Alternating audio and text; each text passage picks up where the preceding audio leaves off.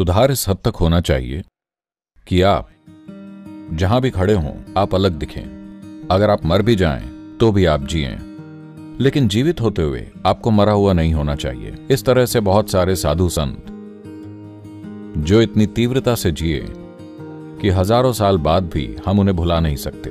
आपके साथ इतना जरूर होना चाहिए कि आपका शरीर, आपका मन, आपकी भावनाएं, आपकी ऊर्जाएं आपके जीवन में रुकावट नहीं है। हेलो दोस्तों, नमस्कारम। स्वागत है आप सभी का एक और नई वीडियो में।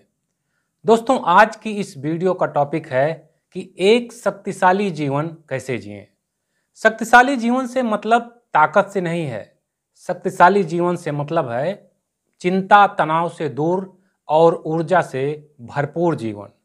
दोस्तों, आज की इस वीडियो में सद्गुरु जी इसी टॉपिक पर बात कर रहे हैं और वो बता रहे हैं कि कोई भी इंसान एक शक्तिशाली जीवन कैसे जी सकता है। दोस्तों, आज की इस वीडियो में सद्गुरु जी जो शक्तिशाली शब्द यूज कर रहे हैं वह शारीरिक शक्ति के बारे में नहीं है, बल्कि उनके कहने का अर्थ है आपकी मानसिक शक्ति। आपने वो कहावत तो सुनी होगी कि मन के हारे हार है और मन के जीते जीत। इसी बात को चरितार्थ करते हुए सद्गुरु जी की आज यह वीडियो है कि आप अपने मानसिक शक्ति का उपयोग करते हुए कैसे एक शक्तिशाली जीवन जी सकते हैं और अपना जीवन खुशहाल बना सकते हैं। तो दोस्तों, क्या कुछ है आज की इस वीडियो में, आइए देखते हैं। यूएस और यूके में मेरी दिनचर्या बहुत व्यस्त थी। मैं यहां आया सिर्फ एक दिन आश्रम में, फिर मैं ऑस्ट्रेलिया चला गया। बेहद व्यस्त दिनचर्या। एक दिन के लिए मैं किसी बेकार बुखार से बीमार हो गया और फिर मैं यहाँ आया सिर्फ एक दिन के लिए। फिर मैं नेपाल गया, मैंने कैलाश में ट्रैकिंग की, नेपाल में ट्रैक किया, कैलाश में ट्रैक किया। मैं वापस आया, एक पूरा दिन भी नहीं, आधा दिन। फिर मैं कावेरी कॉलिंग के लिए चला गया। आपको पता है, मैं 5 दिन के देश भ्रमण पर था, जहां मैं कावेरी कॉलिंग के लिए राजनीतिक सहायता पाने की कोशिश कर रहा था। मैं वापस आया और उसी दिन मैंने कावेरी कॉलिंग शुरू कर दिया और इसे खत्म करके बस मैं यहां आया ही था, एक दिन भी नहीं। 17 को हम आए, 18 को सुबह 9 बजे मैं मीटिंग्स के लिए बैंगलोर चला गया और ये चलती ही रही। मैं कल ही लौटा हूं। तो वो कह रहे थे, सद्गुरु आपने एक दिन का भी आराम नहीं किया। आज मेरे आराम का दिन है। आप तालियां क्यों बजा रहे हैं? सुबह से फाइलों का ढेर लगा हुआ था और यहां पर आप सभी हैं और अब मीटिंग पर मीटिंग है और आज रात 11 बजे काल भैरव कर्म है। आज रात महालय अमावस्या। यह आराम का दिन है। क्या शरीर कभी कभी शिकायत करता है? बिल्कुल ये करता है। अगर शरीर शिकायत नहीं कर रहा है, इसका मतलब आप इसे इस्तेमाल नहीं कर रहे हैं। हेलो, इसे जरूर शिकायत करनी चाहिए, लेकिन आपको नहीं। आपको यही सीखना है। इसके लिए आप जो भी कर रहे हैं उसके प्रति भक्ति की जरूरत है। अगर आप में भक्ति नहीं है, शरीर से पहले मन शिकायत करेगा, भावनाएं शिकायत करेंगी, हर चीज शिकायत करेगी। नहीं नहीं नहीं, पहले शरीर को शिकायत करनी चाहिए, मतलब आप शारीरिक रूप से पूरा खींच गए हैं। फिर मन समझदारी से, मेरी तरह समझदारी से फैसला ले सकता है। आप मेरी तरह आराम कर सकते हैं, मतलब रात में सिर्फ 12 बजे तक आप काम करते हैं, सिर्फ आधी रात तक। उसके बाद आप सोते हैं, नहीं तो सुबह 2 बजे तक काम होता है। आज आराम का दिन है। अगर आपका शरीर यह महसूस नहीं कर रहा है कि जीवन कठिन है, शरीर, मन नहीं, अगर आपका शरीर यह महसूस नहीं कर रहा है कि जीवन कठिन है, इसका मतलब आप कोई सार्थक काम नहीं कर रहे। आपका शरीर लगातार काम पर लगाया जाना चाहिए। इसे सोचना चाहिए कि यह कठिन है। जब आप बेड पर जाएं तो आप सोएं नहीं, आप मर जाएं। yes.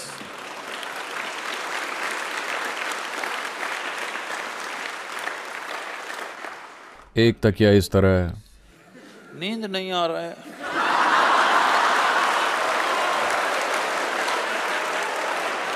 ना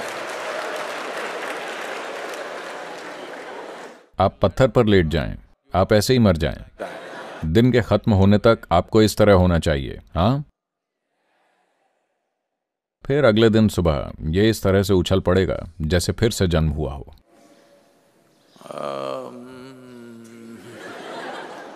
इस तरह नहीं, आपको महसूस होना चाहिए कि यह शरीर के लिए कठिन है, क्योंकि ये इसकी प्रकृति है। आप इससे जितना ज्यादा काम लेते हैं ये उतना ज्यादा मजबूत बनता है, उतना ही बेहतर बनता है। हाँ, जीवन बचाकर नहीं रखा जा सकता है, यह समझना जरूरी है।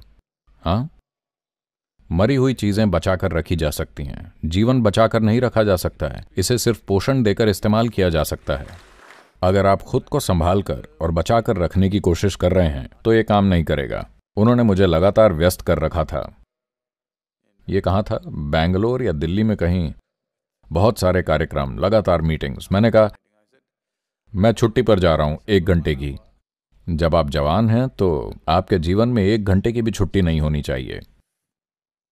हाँ, नहीं तो आप बहुत जल्दी बूढ़े हो जाएंगे। हाँ, जो बहुत ज्यादा छुट्टियां लेते हैं वो बहुत जल्दी बूढ़े हो जाते हैं। जब आप जवान हैं तो 5 मिनट भी छुट्टी नहीं लेनी है। इसका यह मतलब नहीं है कि आप कुछ कर रहे हैं। इसका मतलब यह है कि आप लगातार खुद को सुधार रहे हैं, या तो बाहरी काम से या अंदरूनी काम से। लेकिन सुधार इस हद तक होना चाहिए कि आप जहां भी खड़े हों आप अलग दिखें। यह किसी के साथ होड़ लगाने के लिए नहीं है, लेकिन इस जीवन को पूरा विस्तार मिलना जरूरी है ना? यही हर एक जीव कोशिश कर रहा है। यह हमारे लिए अनोखी चीज नहीं है। एक नारियल का पेड़ अच्छा नारियल का पेड़ बनने की हर संभव कोशिश कर रहा है, पूरी तरह से। यही चीज एक पंछी के साथ है, टिड्डे के साथ है, एक कीड़े के साथ, एक हाथी, सबके साथ है कि नहीं? सिर्फ इंसान झिझक रहे हैं क्योंकि उन्होंने अपनी दिमागी गतिविधि को सही से चलाना नहीं सीखा है। उनके अपने विचार उन्हें उलझा रहे हैं। एक बुनियादी सवाल भी, मुझे पूर्ण विकसित जीवन बनना चाहिए या नहीं, ऐसा सवाल एक बहस का मुद्दा बन गया है और लोग सोचते हैं कि यह बुद्धिमानी है। हेलो, आपको एक पूर्ण विकसित इंसान बनना चाहिए या नहीं, क्या यह बहस की बात है? हाँ, इसमें कोई बहस की बात नहीं है। जीवन इसी तरह है, इसे पूर्ण विकसित जीवन बनना ही है। अगर यह पूर्ण विकसित जीवन बनता है तो यह क्या करेगा? मुझे फर्क नहीं पड़ता कि यह क्या करेगा। यह जो भी करेगा बहुत अच्छे से करेगा। यही है जो महत्वपूर्ण है। यह जो भी करेगा अच्छा करेगा, बस इसी की जरूरत है। ऐसा नहीं है कि इस संसार में बस एक तरह का काम महत्वपूर्ण है। हर एक काम महत्वपूर्ण है।